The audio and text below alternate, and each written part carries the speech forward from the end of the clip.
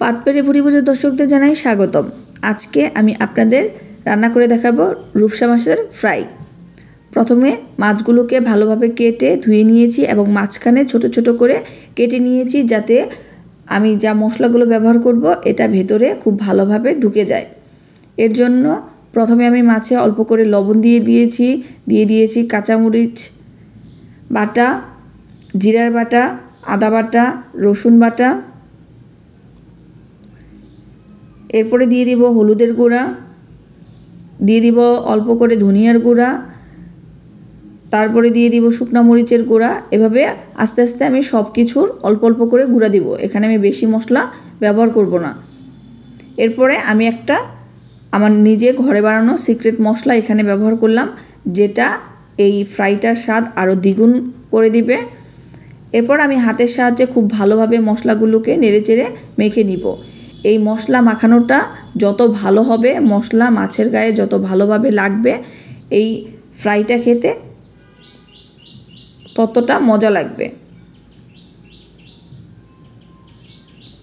এই যে আমি মাঝে মাঝে এই ফাড়াগুলোর ভেতরে মশলাগুলো হাত দিয়ে সুন্দরভাবে চেপে চেপে ঢুকিয়ে দিচ্ছি।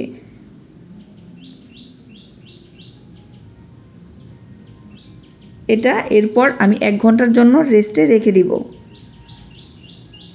এরপর ফ্রাই প্যানে তেল গরম করব, বেশি তেল দেব না, অল্প করেই তেল দিয়ে আমি মাছগুলোকে দিয়ে দিব। এই সময়তে চুলার আঁচটা কম রাখতে হবে, না হলে এক পিঠ ভালোভাবে হয়ে যাবে কিন্তু ভেতরের মাছটা ভালোভাবে ভাজা হবে না। এরপর আমি ঢেকে দিব এবং এটাকে আমি 30 মিনিটের জন্য ভাজবো। আমি মাঝখানে ঢাকনা তুলে এটাকে উল্টে পাল্টে ভেজে নিয়েছিলাম। মাছটা যখন আমার মনে হলো ভাজা হয়ে আসছে, তখন আমি এর পাশে যে তেলটা ছিল ওই তেলে পেঁয়াজ ও ক্যাপসিকাম কুচি দিয়ে দিয়েছি। এই পেঁয়াজ ও ক্যাপসিকাম কুচিটা দিয়ে পাউরুটি দিয়ে খেতে মাছটা খুবই ভালো লাগে, তাই আমি এটার সাথে এই পেঁয়াজ ও ক্যাপসিকাম কুচিটা ব্যবহার করেছি। এর মধ্যে আমি অল্প করে লবণও ব্যবহার করব, যাতে পেঁয়াজ ও ক্যাপসিকামটা ভালোভাবে ভাজা হয়ে যায়।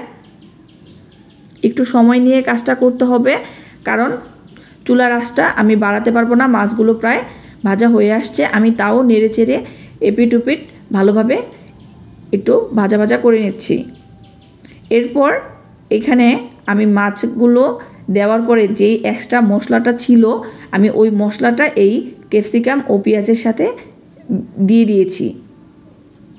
এতে করে এই যে আমি একটা ভাজি তৈরি করছি আলাদাভাবে পেঁয়াজ ও ক্যাপসিকামের, সেটা খেতে আরও দুর্দান্ত হবে। এরপর আমি এটার মধ্যে আরেকটু ধনিয়া পাতা অ্যাড করলাম। এই যে দেখুন লাস্টের লুকটা কি সুন্দর আসছে এবং খেতেও খুব মজা ছিল। সবাই একবার ট্রাই করে দেখতে পারেন।